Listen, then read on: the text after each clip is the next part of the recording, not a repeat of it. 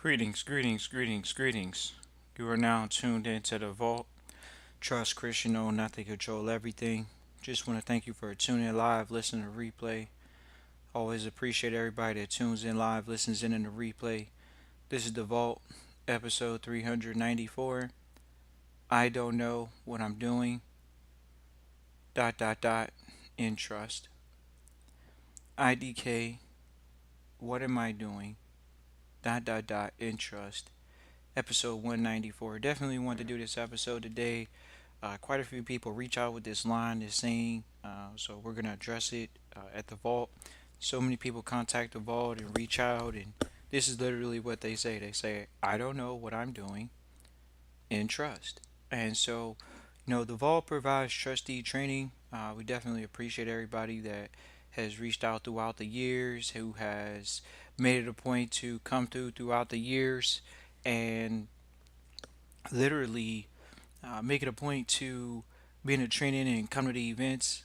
We've done events every year for years now, where people have come, where we do private events, private workshops for trustees. Uh, Appreciate Curtis Williams for tuning in live, listen, replay. Always appreciate Curtis Williams for tuning in live, listen, replay. So once again, you know, people come to us with this question all the time. They say, "Oh, I don't know what I'm doing in trust," and so these individuals are sometimes families. When we talk about trustee training, we help families put together management systems that are helping them perpetuate wealth from one generation to the next. Because in trustee training is focused on the management. That's what we focus on, management. When it comes to whether any type of structure, honestly, or any type of entity, honestly, you're a business individual. We see so many sole proprietors running around. Obviously, that's huge in the marketplace nowadays. You obviously see a lot of people running around in S corps, C corps, LLCs. This isn't legal advice. We always have to give our disclaimers in the description, but it's not legal advice, not financial advice. But we definitely always have to give the disclaimer. Once again, so when we talk about what we're talking about here today, which is multiple entities, oh, I'm in the LLC, or I'm in the C corp, I'm in a what's the other one? All these different entities. Some people are in different entities. There's tons of entities that people don't even tell you they're in, whether they're in LLPs or multi-member LLCs. People are in limited partnerships. People are in these associations. People are in these different organizations, quote unquote. But what we get is we get a lot of people that reach out specifically and they say, "Oh, I don't know what I'm doing."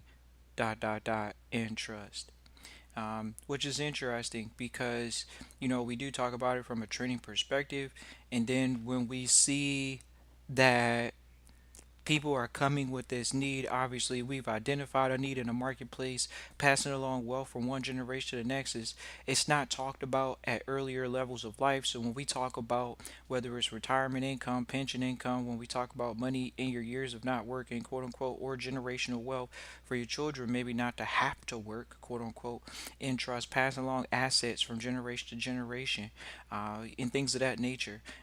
Maneuvering around the public of people seeing what the asset holdings your family has. Whereas okay, we're in the private position. So quite a few people want to reach out for the privacy aspect of it. We obviously see that this demand will never go away because we see that in the public there's this whole public facade of, oh, there's no privacy. So when we talk about private trustee training, when we talk about private trainings, people want to be catered to in that respect when it comes to the private trustee training environment, because people see that there's the public out here. They don't feel like they're misled, but they definitely are saying, "Well, look, I was sold this trust by this accountant. I was sold this trust by this lawyer, and I was sold this trust by some scamster over the internet.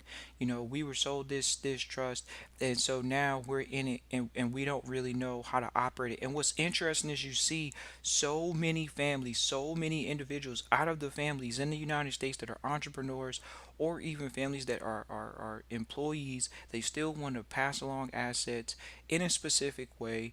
We've addressed that need. We've identified that need. When we talk about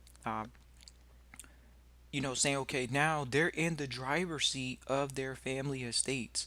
These families are pretty much, whether they're first gen or second gen, they are in the driver's seat for their family wealth, whether it's growing, whether it's maintenance. And so when we talk about these individuals or families, once again,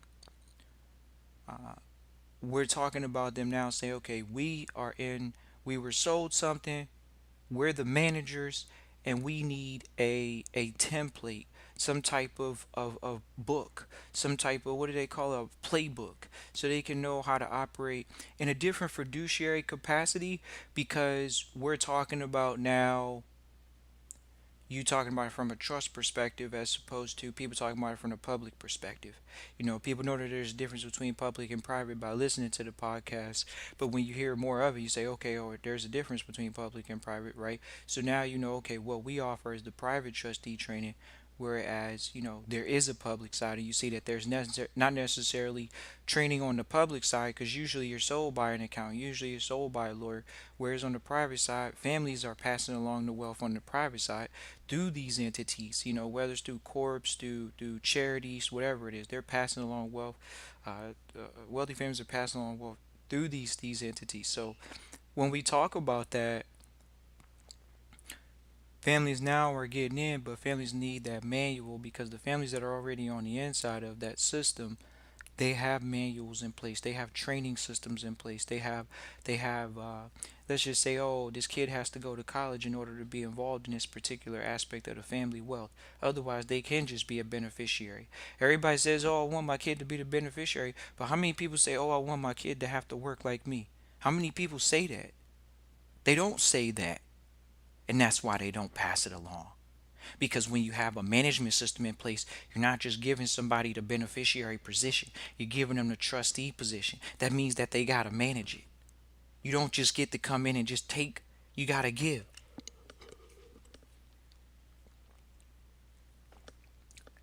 You got to give. But how many people are wanting to give? How many people are giving to the family estate? How many people are putting in blood, sweat, and tears and equity into the family estate? Well, some people are. We get quite a few first generationers that are looking to take the mantle of leadership for their families at the vault. When we say family, we're talking about the last name. When we talk about family, we're talking about their immediate husband and wife. We're talking about parents. We're talking about children. We're talking about immediate family circles that someone is looking to take the mantle of leadership. Do you get families, particularly husband and wife, together? At times you do. We've had quite a few families, husband and wife, come through together. And then we also have, the variance upon it, whether it's single man or single woman or whatever it is. And so when we talk about this whole I don't know what I'm doing thing, dot dot dot in trust, sure, they don't know what they're doing. They don't have the manual from the senior family member or someone that was previous doing it. Of course you're not gonna have a manual. Now, what we talking about here? Y'all talking about the gurus over the internet that's telling you how to create some trust and get money from the government? I mean, where's this goddamn poverty mentality come from? Oh, the government owes you, so you gonna just set up a trust, and then the government's gonna give you a discharge account, cause if the government set up the all caps name with the social security number, so they over here, they over here create money out of thin air for you. To what? Use. You still gotta earn it. Unless what? Now they're creating money out of thin air, and then what are they doing with it? They can't do anything with it. What do they do with it? They give it to you. They give it to people that apply for it. Remember? If the government's creating money off of your name, because you were born supposedly, oh, well, since I was born, the government created money out of thin air. Right, for you to earn and spend. Not for you to, oh, well, the government's supposed to, they're in debt, they're in bankruptcy, so they're supposed to allow me to discharge a debt. So when are you ever going to earn something? Well, just because I was born, I want to be in a poverty based economy. It's called communism. Those societies don't work when everybody's created equal and we all get the same amount of pay, or because of our last name, we can't do certain jobs. Right. I don't know what I'm doing in trust. Of course, they don't know what they're doing. Well, I'm gonna try to figure out from the gurus on the internet how to discharge a debt. Because the gurus on the internet told me there's a redemption process. It sounds kind of religious, but it's called the redemption process. So we're going to redeem ourselves. Redeem yourself from what? The fact that you don't know how to build a business from scratch? Go from zero to hero? Literally. That's why? What do you think is better? Knowing how to build $1 million or whatever business, or say, hey, so this what I got to do. I got to first sign for a debt. Then I'm going to discharge a debt because it's in my name. So that means I can wipe out the debt. People do not actually do this on a regular basis. This is why we're mocking it, because they don't do this on a regular basis. Why wouldn't Fortune 500s know how to do this? You think that you can find some information on the internet that you're going to come across that's going to give you the easy route out in life. And that's sad that people are on the internet looking for the easy route out in life. There is no easy route. How do you think you build a big company? You take the route of beating the path. You got to beat a path. You got to be what they call a trailblazer.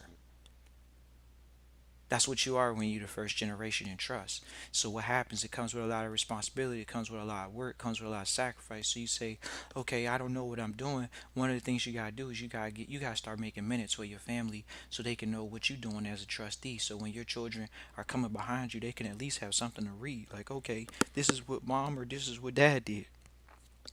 This is what the previous trustees did. I can see that what they did. Plus, I can see what they did as a mistake.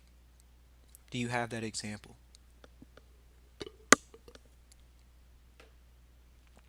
Most people don't have that example.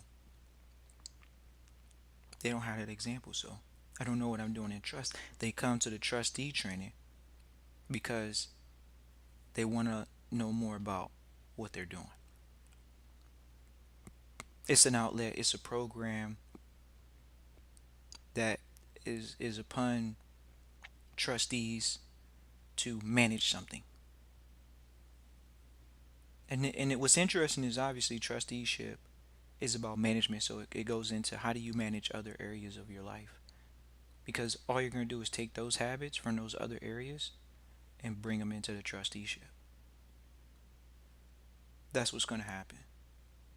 Those habits that we have in trusteeship are going to come from the habits that we have in other areas of our life. You say, well, I don't know what I'm doing. I know I need to get some help because I've been mentored or I've been consulted. I've consulted with someone or someone's consulted with me before about a specific area so I can get a cursory knowledge base to move into a place of competent, uh, confident competence. That means not only are you competent about a subject, you're confident about a subject. Confident in the respect of knowing who you're dealing with, how to deal with these people, knowing the position you're in, knowing how powerful the position is, knowing what the position's rules, roles, responsibilities, and duties are. I mean, those things are important when we're talking about it. This is interesting, ladies and gentlemen. Like, we see so many people come to the vote and say, "Oh, I don't know what I'm doing." Do you invest in your education? People come to the vote all the time. Ladies and gentlemen, y'all people say, "Oh, I don't know who's in the training." We got people that have been in the training less than 25 years old. We've been doing this for years now. We got people that came to training that were less than 25 years old. I don't know what I'm doing. You got to invest in your private education. You talking about you in private trust. Oh, I'm looking to be in private trust. They contact the vote all the time. Oh, I was sold an ecclesiastical trust. You were sold an ecclesiastical trust. This is what we heard. This is the facts. Oh, we heard we have an ecclesiastical trust. Okay, so and not only that, these individuals end up drafting them themselves. They think they can go find it. You might as well said you found it online. I found it online. You found a public document and it's online. Okay, here we go. Let's go. Let's talk about it, because where do we go from the fact that if it's supposed to be private, it's not? We just eliminated a lot of factors. We eliminated a lot of benefits. But we got to the ecclesiastical situation, not too confident in What is it that the ecclesiastical benefit is? It's a biblical trust. Ecclesiastes is in the Bible. It's biblical, right? Why do you need to do that? It's not a need, but why do you need to do that? Why did you? What law does ecclesiastical law fall into? What jurisdiction does that fall into? Oh, this, that, and the third. This, that, and the third. Well, we also get the spendthrift trust. We get a lot of people come through with the spendthrift trust. Oh, well, these guys sold me for $50,000 on the spendthrift trust down there in Texas. They sold us on the spendthrift trust, and they said no games. We're not playing. It's either $50,000 or leave us alone. And then it's $50,000. For what we've seen in the past few years. Oh, it's $50,000. Okay, this is the generational. It's not the generational skipping, but it's definitely just a different type of entity. Obviously there's over 80 different type of ones, so this is just another one, you know what I mean? But what happens is when you talk about it or you look at it, you have to look at what the entity, the document it is, and the structure of the document, and what law it is, and things of that nature. So we've seen these type of entities come through, and so many people still are like, well, yeah, they sold us a trust, but we don't know what to do in it. We don't know, how often do we do diminished trust, Christian? What does a minute look like? How do we transfer a property into it? We don't even know how to do that. So do you go back and forth to the lawyer that created it? Do you go back and forth with the accountant that suggested and handed it to you? Do you go back to those individuals and say that? Do you go back to the estate planner and say that? Hey, we need to be trained in this now, because the children that we have sitting in the room here playing with toys, guess what? We need them to actually know what to do. And so we don't want them to have to come to you. We want them to know what to do. See, what happens is so many families get into that passive management role where they're pretty much going to outsource trusteeship to the bank. See, whether people know it or not, high net worth investors traditionally outsource the trust and ask the management of the trust to the bank. They just have it outsourced to the bank. Like, the bank is familiar with trust. That's why you got to go deal with a big bank. But everybody wants to go deal with the little banks. Not everybody, but quite a few. Especially that come through. They're like, oh, I'm gonna go deal with some credit union. Right. They don't. Why would a credit union let a private trust and a trustee come in there and pretty much, ladies and gentlemen, you're talking about a foreign entity coming into a public jurisdiction, acting like it's private, or saying that it's private, or acting like it's invisible. It's not, because once you're in the public, you're public. And so it's the same thing for the name. If the name's in the public, the public trust, whatever it is, it's public. So many people think not about this, or think twice about it, or just interesting topics about, well, okay, I don't know what I'm doing. Okay, you don't know what you're doing. So are you gonna get the help that you need? But back, oh yeah, to the point of the most of the time, and once you pass like $5-10 million, I mean, we saw a case recently where a famous NBA player, you guys can Google this. He literally is MVP player. Seriously, um, he literally had 50 bank accounts. So he's obviously made like $50 million plus. Like, that's almost a year. Like, this guy is making like $50 million a year. But let's just say that this guy had 50 bank accounts. Like, recently, like recent MVP winner, 50 bank accounts. Do you think that's wise management, or you're definitely spreading yourself thin? Either you have a silly manager, which is completely, unless you had 50 people managing, let's just say $100,000, $500,000 managing it, that means they're growing it. Why do you have 50 bank accounts? Because it's ignorance and it's stupidity. Literally, whether it's on the manager or the individual allowing the manager, whether you're at a big bank or not, to diversify a financial capital holding into 50 bank accounts. People say, oh, is that really how you're supposed to do it? First of all, we have mentors. We could easily say, okay, we know people.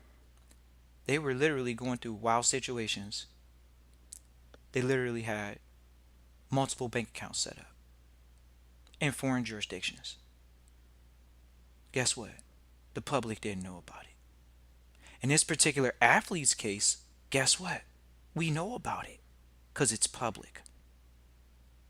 The situation that we just named, where we know mentors that have done that with senior people, people in general, where, okay, we're going through a situation, we need to put some assets somewhere. They take these assets, they put them in foreign jurisdictions. They got over 50 different shell corps in different jurisdictions or trust or whatever it is. They're running it out of the Cayman. Once again, we're talking about a number here. We're talking about $1 million, $5 million, $10 million plus. Literally, they're putting that money, just that little bit, 10, 5, 10, 20, less than that, less than 50 million. They're putting that in corpse in a foreign jurisdiction. One, foreign for sure. Two, private, not public. Why? Because the situation they're going through, they cannot have any assets shown in their name. They cannot have anything shown in their name, and that's the purpose of them doing that.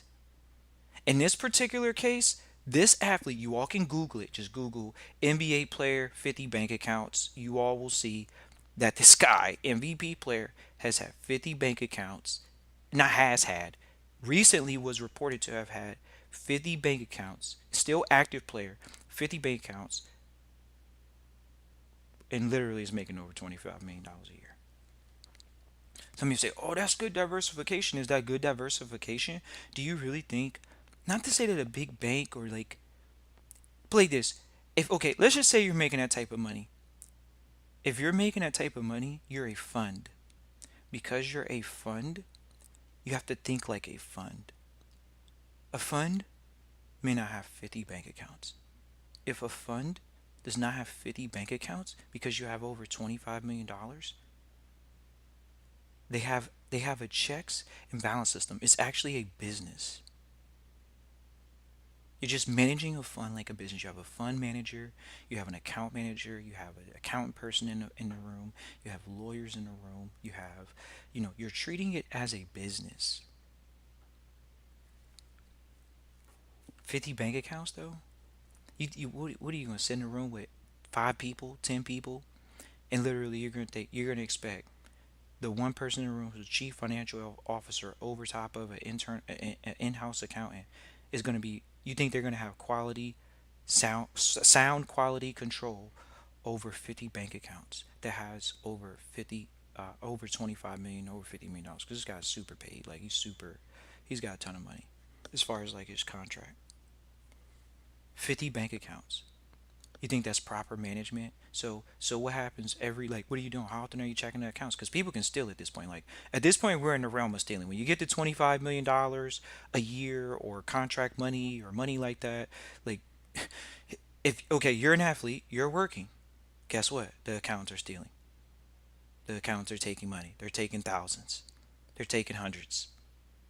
That's all.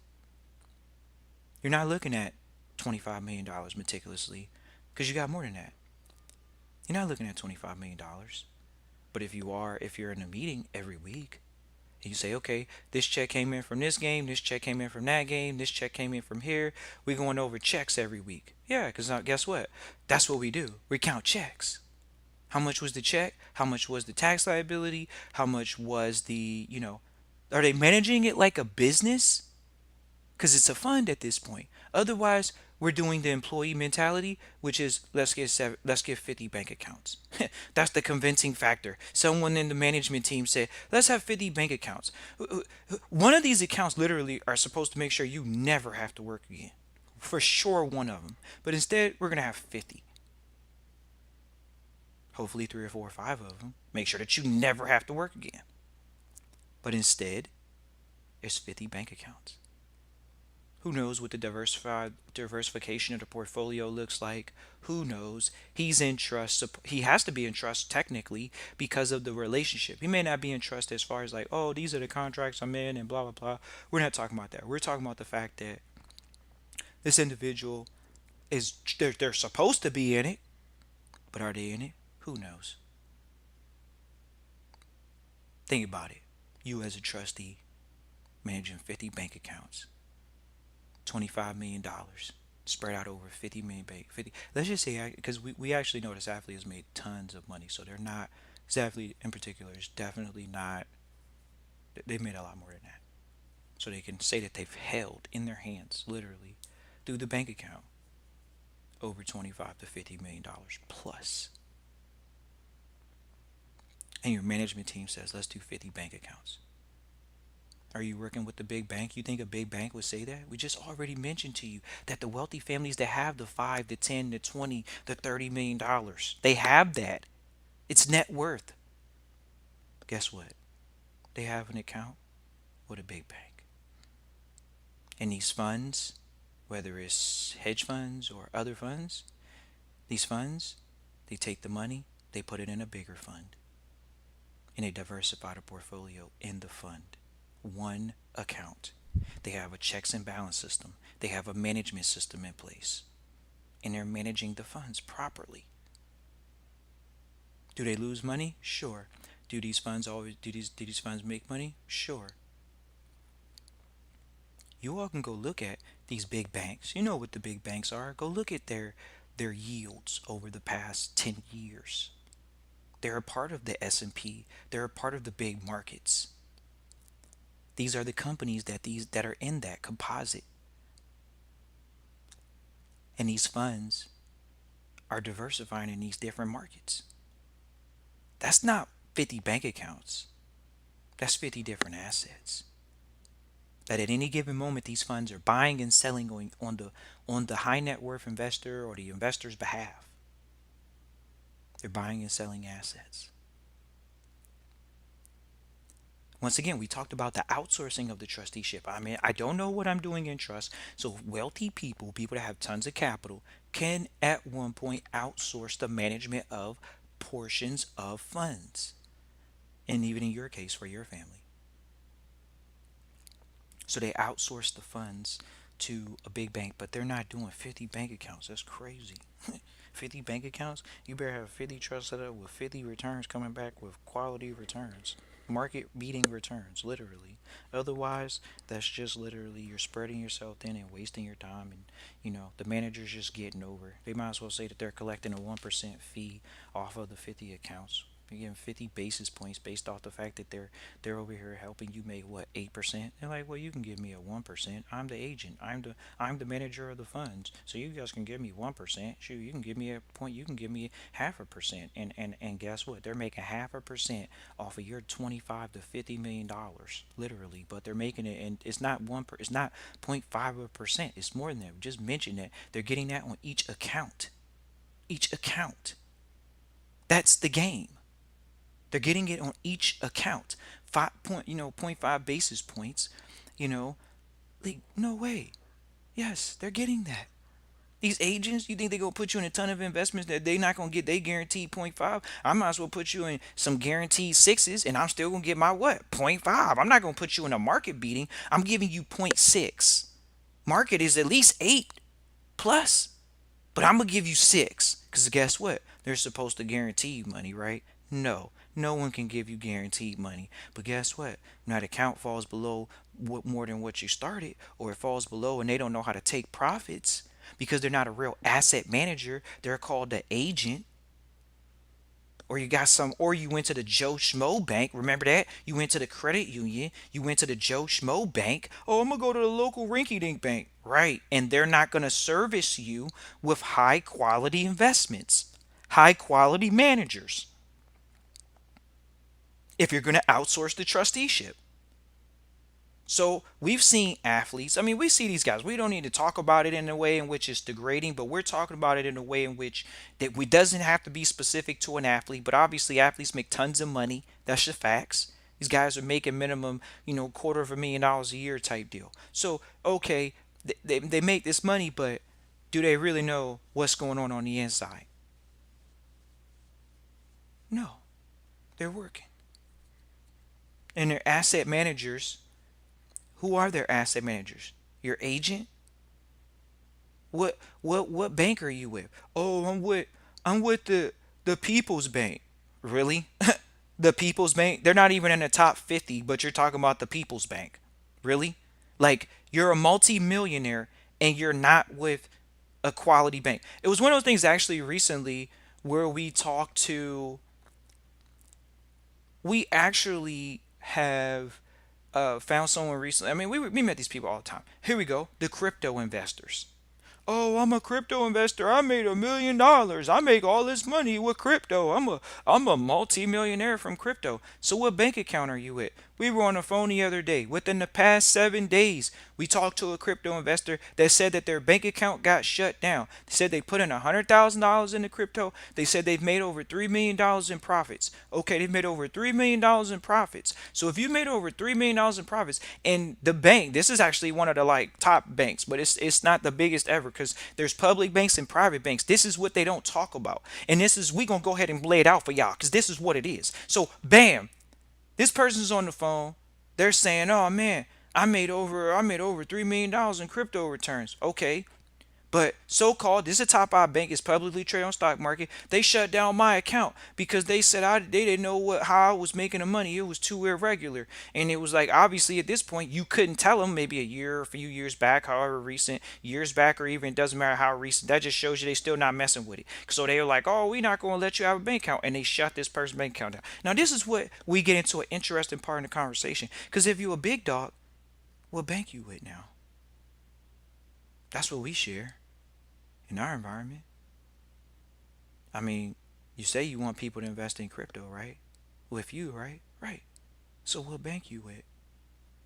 If the one big bank you talking about shut you down, what bank you with now? Because we asked the individual, are you on the private side of the private wealth side of the bank? Because that's where you're supposed to be since you made $3 million. But are you? No. We asked them, were you on the private wealth side of that bank? We know they have a private wealth side at that bank. They actually probably could be custodial holder. We don't know if that company is a custodial holder right now of those crypto assets, but there are big banks that are custodial holders of crypto.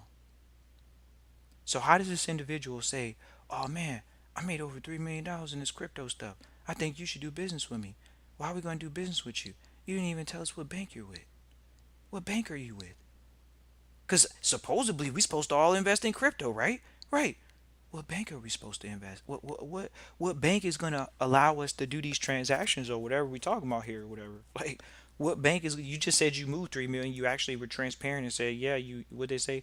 You said you they would shut the bank accounts down. So did you get all the money out? Did you have any money frozen? Did you have it froze? So you say, oh man, these are the questions that you didn't ask. Well, we didn't even care. Why? Because we asked them where they still with the bank and they didn't give game. See, when you're an OG, you don't care. You're at the bank already. Somebody else wants to get in, you could make a phone call, but other than that, you're going to tell them these are the banks that help out. These are the banks that deal with this type of stuff. But you want to know why they can't talk that way? Why? Because they're still with no name rinky dink banks. They're still with the People's Bank. They're not with the big major bank. Why? Because it's a badge of honor to be with a major bank. You think it's not? It's like having an American Express card. You talk about the bank that you represent. I mean, that the bank represents you. It represents your holdings. It represents people not stealing. It represents those things. But instead, people want to go with the no-name banks that are giving them 6% returns when they could be dealing with private investments. How do you get access to private investments? By being in the private sector, in the private wealth section at the bank, not by being at some no-name bank that they don't even tell you that they have a wealth division. And you said you made $3 million plus through the crypto or whatever you're doing. You're on the private side of the bank. They got when you walk to the bank, y'all start seeing this thing like, oh man, there's a private side to the bank. It is the wealth side. Guess you don't have wealth when you got 1 million, huh? Guess you don't have wealth when you got three, huh? Maybe you spent it while you made it, so you just talking about your returns, but you spent it, huh? Cause if you did that, they shut your account down. What bank are you with? They don't want to talk about that. Because that happened. We know people that it happened too. We at the vault know people, not just having phone conversations with different people, but we know people that their accounts were shut down because the bank was not familiar with these type of transactions. It was coming from your major exchanges, and they weren't having it, and they shut it down. We know people that are millionaires off of that. They're not millionaires no more because you weren't with the right bank. But at the same time, that was years back now. That was definitely some years back. So you didn't see as many banks being custodials. being trustees. They're trustees of the crypto assets. People say, "Oh, how do I hold the crypto assets in trust?" Why wouldn't you go to the big bank that actually can act as a custodial of the assets? Because you ain't got no money. That's why. Because you ain't got no real money. Because if you had $3 million, you're gonna go to the big boys. And people say, "Oh man, is it really that simple?" Yes, you're going to go to a major bank because you literally just said you made $3 million. Why would you be with the People's Bank? You think they're not gonna steal from you? We're not saying that they're stealing. We're not talking about the People's Bank. We're talking about the big bank actually giving you a different menu. Of course, you're on the private side. They're giving you different type of selection of assets. You got a better quality asset manager that you have access to. That's trustee training, though. That's trustee training, saying, "Hey, look, you're gonna go in here and talk to these people. This is how you talk to these people." Everybody wants to say that they're managing these crypto assets, though. "Oh, I got crypto assets." Right. And then you're not at the big bank that could be the custodial. Because don't you have like tons of money from this stuff, right? Right. I don't know what I'm doing in trust. We're going through the thought processes of so many people that come to the vault and they're looking to not just say that they're holding assets.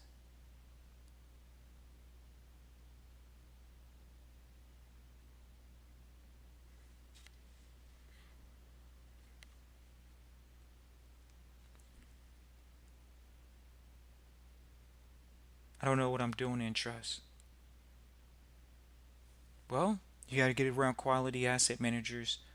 Got to get around quality trustees, senior trustees, international experienced trustees, people that can, you know, help you. Obviously, when you're in trusteeship, you're sitting on a board, so you obviously want to have senior trustees sitting on the board with you. That obviously people say, "I don't know what I'm doing in trust." You obviously want to have a board. If you do have a board, obviously you want to have seniors. That's pretty obvious. Having seniors with you, seeking out senior advice, seeking out, senior wisdom. Having those people around you. It's critical. If anybody wants to ask any questions inside of the chat, feel free to type into the chat your questions about, not knowing what you don't know and trust. Because really, just because you don't know something doesn't exist, doesn't mean that it doesn't exist.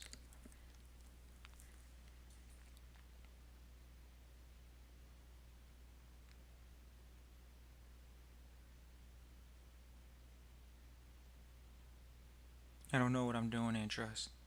Once you admit that, trustee training, the email, christian@trustchristian.com. Once again, that email is christian@trustchristian.com.